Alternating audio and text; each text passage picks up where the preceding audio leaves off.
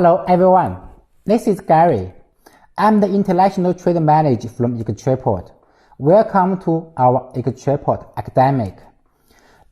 Right now, you see this is International Trade Basic Knowledge series. In this series, we will discuss the international trade rule, payments, transportation, organization, certification, and country situation. I hope this knowledge can help you building your own advantage and doing success in the international trade business. If you have any question related to those issues, you can leave a comment or go to our website to send a message to me. I also have a live broadcast in Facebook and YouTube. If you like our content, please click and subscribe our channel.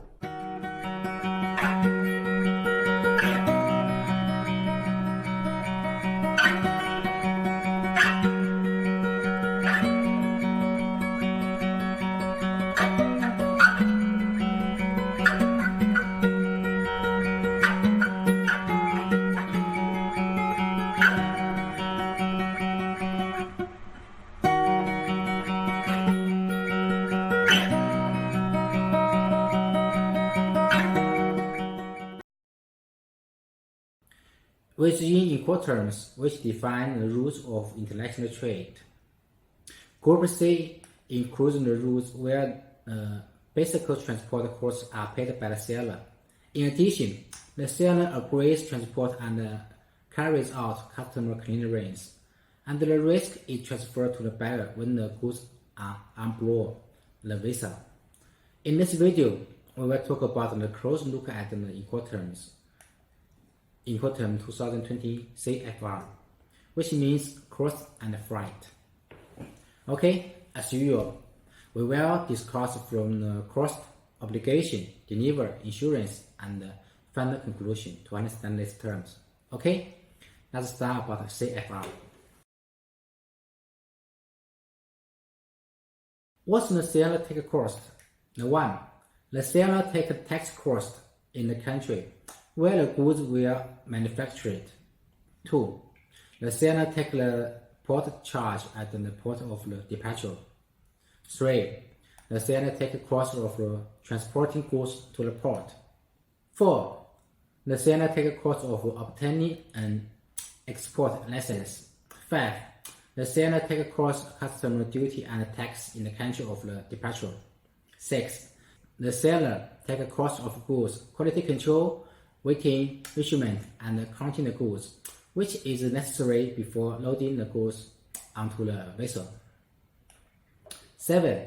The seller takes the cost of providing the transport documents issued to the port of destination, and it is electronic copy. Okay. 8. The seller takes transit costs that were on the seller's account under the contract of carriage. 9.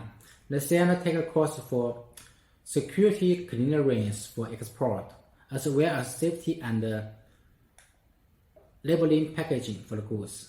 This is the cost from the seller. How about the cost from the buyer? So, what's the buyer take cost? 1. The buyer take tax cost in the destination country. 2. The buyer take insurance cost during transport. And 3.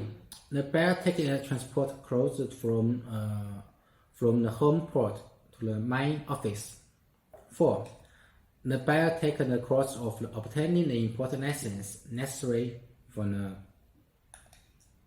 import. 5. The buyer takes transaction and the costs related to import clearance. 6. The buyer takes customs charge in transit countries and in the destination country. 7. The buyer takes the charges resulting from the per-shipment inspection of goods, unless this is required in the country from which the goods are shipped. 8. The buyer takes the cost of notifying the seller of the requirement shipping date and the port of destination. 8.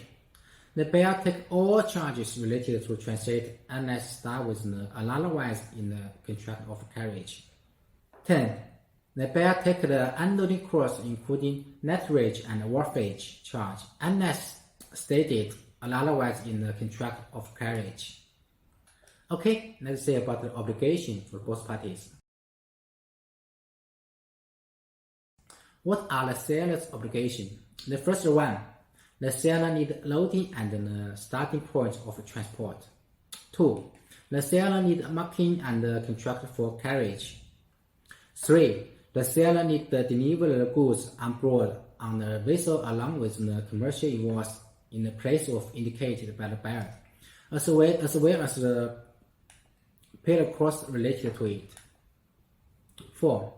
The seller needs controlling the quality of goods, weighting, measurement, and counting the goods necessary before loading. Okay. 5. The seller needs a safety package for goods necessary for the transport to avoid unnecessary risk like damage. 6. The seller needs operating according to all transport-related security requirements for transport to the destination. 7.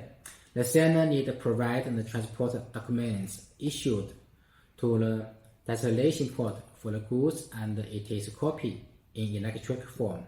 8. The seller needs to provide information to the buyer and his expense and risk needed to obtain insurance. So what are the buyer's obligations? The 1. The buyer needs to taking up the delivery and the time and the place specified in the contract. 2. The buyer needs to transporting the goods from the land port of destination to the main office and unloading at the port. 3. The buyer needs to inform the seller about the port of destination and the date of delivery. 4. The buyer obtains the import license necessary for the transaction and pay the cost of carrying out customer clearance. 5. The buyer carrying out per-shipment control of the goods. Okay, so those are the obligations from the buyer. Okay, let's check the delivery of goods, insurance, and transport for CFR. About the delivery of goods, CFR. According to Incoterms 2020 CFR, the moment of delivery and the transfer of the risk is when the goods are on the board the vessel. Also, the buyer can purchase already delivered goods. Okay. How about the insurance about the CFR? There is no obligation to make a contract for insurance. The buyer may be, however, make it at his own cost and risk. In addition, the seller bears the risk as well as losing or damage to the goods, only until the goods are on board the vessel.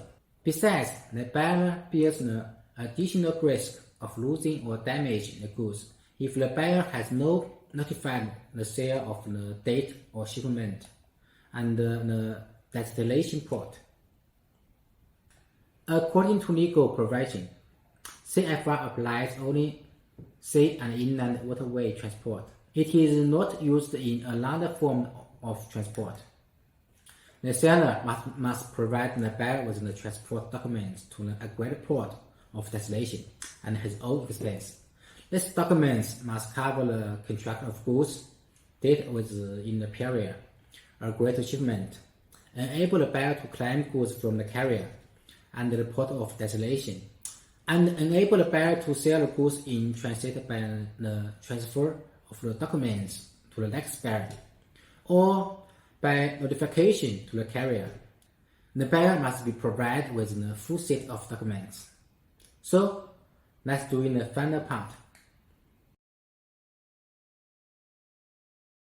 The CFR rules like CIP, CPT, and CF rules imposes basic costs on the seller.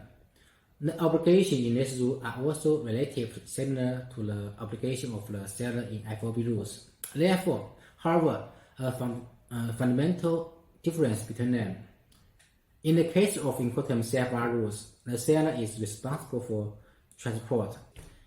It means that the exporter finds the carrier negotiated the proprietary contract and pay the transport. In addition, it is recommended to use the CPT rule if more than one model of transport used. Okay, CFR main content is finished. Right now, we only have final one rule, CF. The next time we will discuss the CF. Okay? At the end, I also want to say if you have any suggestion or question, please leave your comment below this video. And please subscribe our channel. Move your finger to support us, let us doing more useful video to help you growth in international trade business. Okay? What text container you can find in our website. Thanks for your watch and see you next time.